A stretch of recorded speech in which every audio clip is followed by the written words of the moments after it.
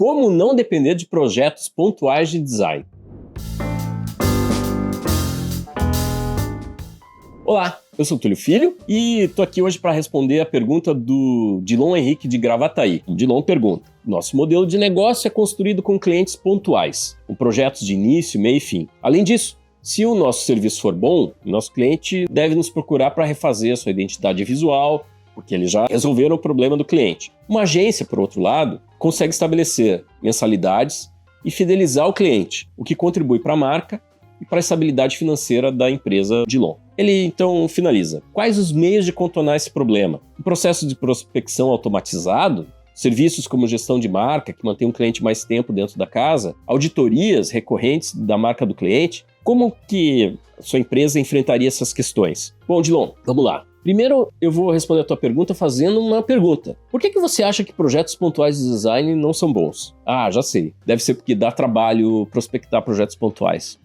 Esse é um problema. Mas os projetos pontuais têm um ponto muito favorável. Normalmente, a margem deles é infinitamente maior do que um contrato de FII, por exemplo. Falo isso por experiência própria. Durante um bom período na BlaBlu, nós tivemos algo em torno de quase 80% do nosso faturamento vindo de contratos de FII. Na prática, a gente estava refém desses clientes, refém da renovação desses contratos. E a renovação desses contratos era tão exaustiva e tão, amedrontadora quanto buscar projetos pontuais. A gente mudou radicalmente a nossa estratégia e passou a tentar buscar um equilíbrio, que fosse pelo menos ali um 60-40, mas se chegasse no 50-50 era o ideal. Ou seja, ter alguns contratos de FII que de alguma forma nos trariam uma certa segurança, até mesmo para manter a equipe e tudo mais, mas ao mesmo tempo ter um volume significativo de projetos pontuais, onde de fato a nossa lucratividade, a nossa rentabilidade era muito maior.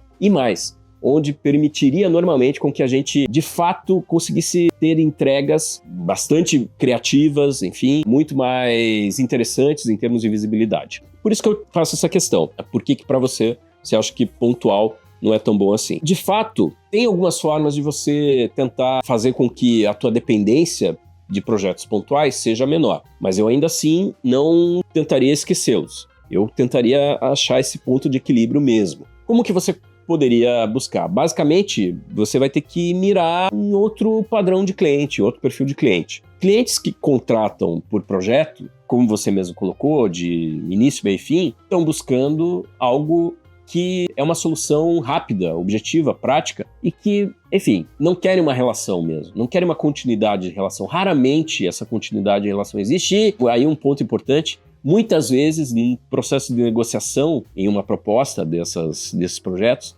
é levantada a possibilidade de manter uma relação, que na prática a gente já sabe de antemão que não vai acontecer. Agora, os clientes que querem ter uma relação mais profunda, mais duradoura, a relação do dia a dia, e que são os clientes de contrato, de FII, seja qual for a natureza do FII, você pode ter o FII tradicional, ou você pode ter o Success FII, por exemplo, que vem sendo bastante utilizado, que nada mais é do que você ter a possibilidade de, numa parceria, de fato, numa transparência muito grande com o cliente, ser remunerado, além de um valor fixo por bônus, por resultado. Esse tipo de cliente, ele tem como contrapartida o fato de querer a disponibilidade, não o tempo todo, mas porque isso vai depender do que você combinar, do que você acordar, mas quase sempre essa questão de estar disponível.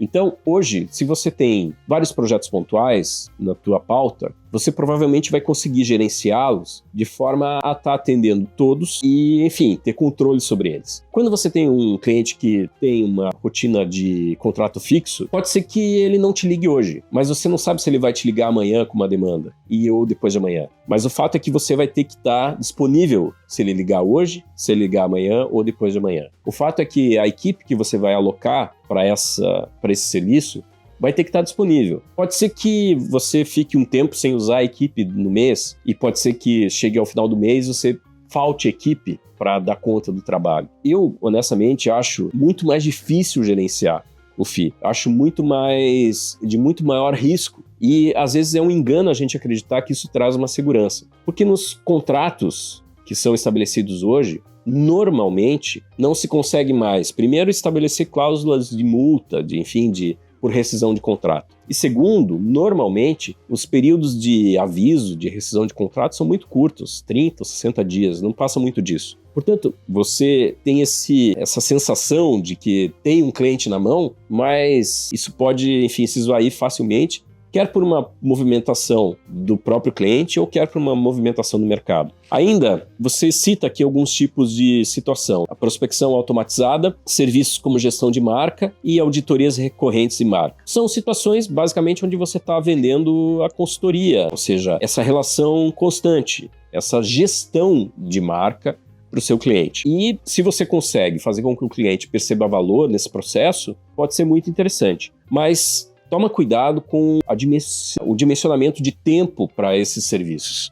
Quando a gente, de novo, tem um contrato onde há um FII, nem sempre a gente consegue colocar limite para essas coisas. E pode ser que aquele tempo que você alocou para atender o cliente, para planejar, para dar a consultoria, enfim, para estar disponível, seja maior. Porque você só vai sentir isso no dia a dia, na prática. Cada cliente tem uma forma diferente de agir, tem uma estrutura diferente, uma estrutura organizacional, um nível de maturidade diferente, e tudo isso influencia no quanto de tempo você vai dedicar a ele. Em projetos de começo, meio e fim, isso também acontece, mas o controle teu é um pouquinho maior, e você sempre pode, enfim, tentar avançar mais rapidamente em algum momento, enfim, compensar esse tempo, às vezes no cliente de fim não. Para fechar, processo de prospecção automatizado.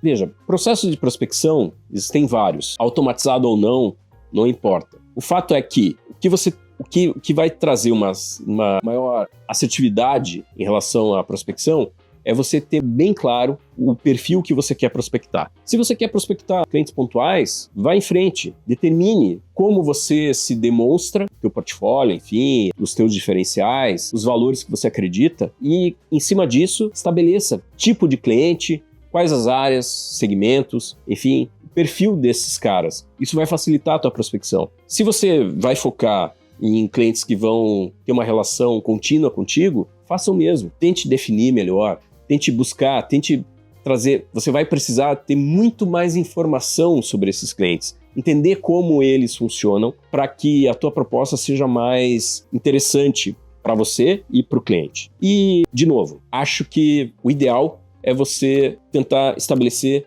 um equilíbrio entre esses dois universos. Com certeza, no final do mês, você vai sair ganhando.